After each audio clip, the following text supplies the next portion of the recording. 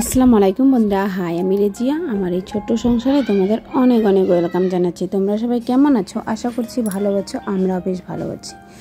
তো আজকে কিন্তু সকাল থেকে সাথে নিয়ে ব্লগটা শুরু করছি, আশা করছি ভালো লাগবে। আমাদের নাস্তা হয়ে গেছে, এখন কুচকুচুনাকে নাস্তা করিয়ে আমি স্নান করে নিলাম।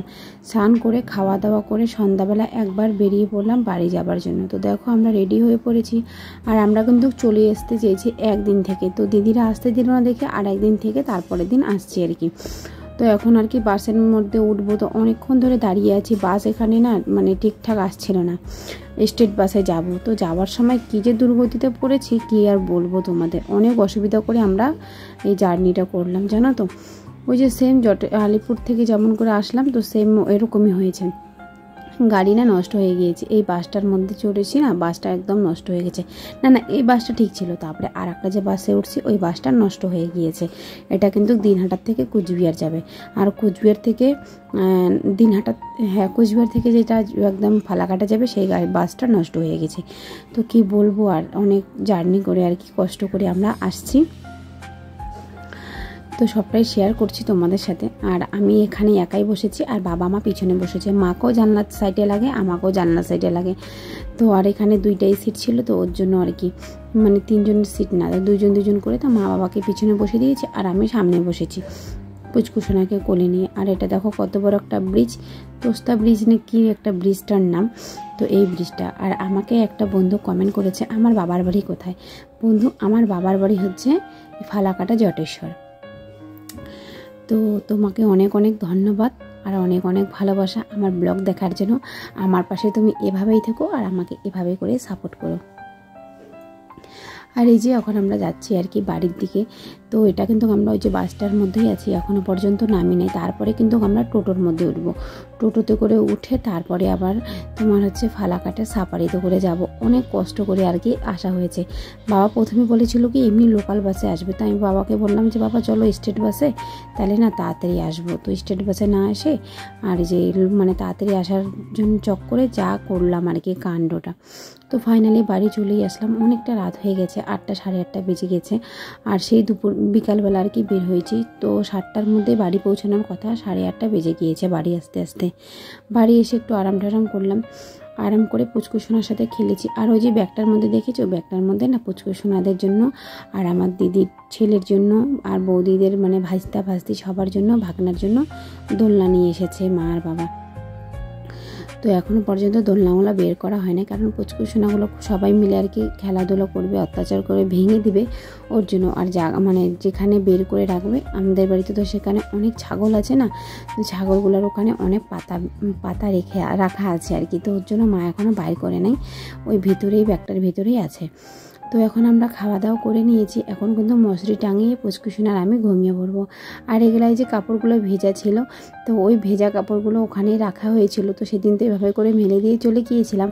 আমরা তো ভাবছিলাম আমরা চলে আসবো। আর আমার না ব্লগ করতে খুব অসুবিধা হচ্ছে, কারণ ওই যে আমি স্ট্যান্ডটা নিয়ে আসিনি।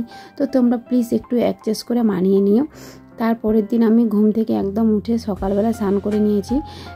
তো গরম আর সহ্য হচ্ছে না, তো স্নান করে নিয়ে আর কি এখন থেকে ব্লগটা শুরু করছি। আর এখন থেকে ব্লগটা যে শুরু করছি তোমাদের এটাই বলছি যে আমার না স্টার নাই না, আমার ভিডিও করতে খুব অসুবিধা হচ্ছে। তোমরা একটু প্লিজ অ্যাডজাস্ট করে মানিয়ে নিয়ে দেখে নিই আমার ব্লগটা। আর আমার মুখে তো ব্রণ উঠছে না, তো দেখো অনেকটা কিন্তু কমে গেছে, তোমরা দেখতেই পারছো আর বুঝতেই পারছো। তো অনেকটা ব্রণ আর কি কমে গিয়েছে। তো এটা জানি না কিসের জন্য যে হচ্ছে না বন্ধুরা, খুব প্রবলেম হচ্ছিল। আর কোথাও গেলে না খুব বাজে লাগে, সবাই মুখটার দিকে তাকায়, বলে এগুলা কি হয়েছে না হয়েছে। তো কি বলবো, তো ক্রিমটা তো ছেড়ে দিয়েছি, এখন লোটাস লাগাচ্ছি। তো যাক, মাশাল্লাহ মনে হয় কমিয়ে যাবে। তো দেখো বিছনাটা করে নিচ্ছি আর মোবাইলটা রেখেছি তোমার চেয়ারের উপরে করে। কি কষ্টটা হচ্ছে ভিডিও করতে, জানো তো। আমি না একটু বেশি কাপড় নিয়ে এসেছি, জানো তো বন্ধুরা, খুব অসুবিধা হয়েছে। আমি নিজেই কাপড়ও অনেক আনছি, কুর্তি আর তোমার হচ্ছে পুচকুসোনারও এনেছি, কিন্তু আমি কুর্তিগুলো এত গরম না এখানে পরতেই পারছি না। তো মা একটা নাইটি নিয়ে দিয়েছে, আর এইটা বাড়িতেই ছিল এই নাইটিটা, তো এই নাইটি পরেই আর কি চলে যাচ্ছে। আর আমি যে ড্রেসগুলো আনছি না একটাও গায়ে দিতে পারছি না, কারণ কি বলো তো বন্ধুরা, অনেক গরম অনেক। তো নাইটি ছাড়া আর কি চুড়িদার পরাই যাচ্ছে না। তো দেখো আমি কিন্তু এই কাপড়গুলো সবগুলো বের করে নিলাম। এখন আমি কাপড়গুলো ভাঁজ করে ব্যাগের মধ্যে ঢুকিয়ে রেখে দেবো। আর আজকে আমাদের দিদিরা আসবে বাড়িতে, তো ঘর বাড়ি তো একটু মানে গুছাইতেই লাগবে, একদম পরিষ্কার করতেই লাগবে। তো সব কাপড় ঢুকিয়ে রেখে দিয়েছি। আর পুচকুসোনা কিন্তু এখনও পর্যন্ত ও মানে এখন এখানে আমার সাথে নাই, আমার বৌদির সাথে চলে গিয়েছে ও সেন্টারের মধ্যে। তো আশা করছি তোমাদের ভালো লাগবে ব্লগটা, আর দেখতেই থাকো, আশা করি স্কিপ না করে। এতক্ষণ ধরে দেখছো, তোমাদের অনেক অনেক ধন্যবাদ, অনেক অনেক ভালোবাসা জানাচ্ছি। আর কেমন লাগছে কেমন না লাগছে প্লিজ বন্ধুরা তোমরা একটু কমেন্ট করে দিও। আর আমি কিন্তু অনেকজনের ভিডিও দেখতে পারছি না, আমি বাড়ি গিয়ে সবার ভিডিও ফুল ওয়াচ করে দেবো, কারণ এখানে অনেক নেটের সমস্যা। আর এখানে আমার নেট ভরিয়েছি, যেই নেট ভরিয়েছি আমার ভিডিও আপলোড দিতেই শেষ। পুচকুসোনা একটু দেখে, ওকে দেখাতে দেখাতে আমার ভিডিও আপলোড দিতে শেষ। আমি বাড়ি গেলে সবার ভিডিও ঠিক সময় মতন করে দেখিয়ে দেবো।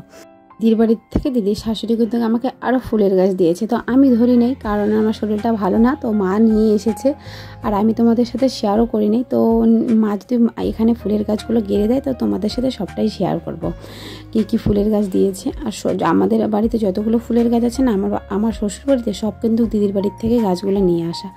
তো ব্লগটা এখানে শেষ করছি, তোমাদের কেমন লাগছে না লাগছে অবশ্যই একটা কমেন্ট করে জানাতে ভুলো না। আর আমার পাশে তোমরা এভাবেই থেকো, আমাকে এভাবেই সাপোর্ট করে যেও। বাড়ির সকলকে নিয়ে ভালো থেকো, সুস্থ থেকো, টাটা। আজকের জন্য গুড নাইট, আল্লাহ হাফিজ। কালকে আর একটা নতুন ব্লগ নিয়ে